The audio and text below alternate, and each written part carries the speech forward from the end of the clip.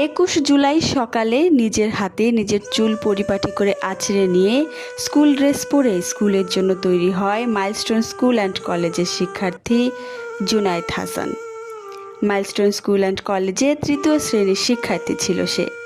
গরম ভাত আর ডিমের তরকারি টিফিন বক্সে নিয়ে বড় ভাইয়ের সঙ্গে বাবার মোটরসাইকেলে চেপে স্কুলে যায় সে।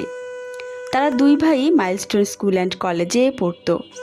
স্কুলে পৌঁছানোর পর বাবা জানতে চান স্কুল ব্যাগ ভারী লাগছে কিনা। উত্তরে মাথা নেড়ে না ভুলে হাসি মুখে স্কুলে ঢুকে যায় জুনায়েদ। সাপ্তাহিক বা অন্য কোনো ছুটি না থাকলে প্রতিদিন জুনায়েদ স্কুলের জন্য নিজেই তৈরি হতো, নিজের কাজ নিজেই করত। সোমবারও এর ব্যতিক্রম ছিল না, তবে সেদিন ব্যতিক্রম কিছু যোগ হয় তার রেগুলার রুটিন অনুযায়ী অন্যদিন স্কুল ছুটির পর বাড়ি ফিরত জুনায়েদ। তবে সোমবার স্কুল ছুটির পর আর বাড়ি ফেরা হয়নি তার। বিমান বিধ্বস্তের খবর পেয়ে পরিবারের লোকজন তাকে স্কুলে গিয়ে 1.5 থেকে 2 ঘন্টা হন্যে হয়ে খুঁজেছেন। অন্যদিকে জুনায়েদকে জাতীয় বার্ন ইনস্টিটিউটে নেওয়া হয়। সেখানেও তার পরিচয় পাওয়ার জন্য চেষ্টা করতে থাকেন সংশ্লিষ্টরা।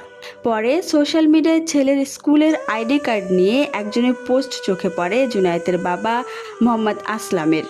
হাসপাতালে গিয়ে বাবা আসলাম দেখতে পেলেন সকালে পরিপাটি করে আঁচড়ে যাওয়া চুলগুলো মাথার সঙ্গে লেপ্টে আছে। মুখ, গলা ও শরীরের বিভিন্ন অংশ ঝলসে দগদগে লাল হয়ে আছে। তবে ছেলের মুখটা ঠিকই চেনা যাচ্ছে। স্কুল ড্রেসের মধ্যে শুধু প্যান্টের কিছু অংশ শরীরের সঙ্গে লেগে আছে।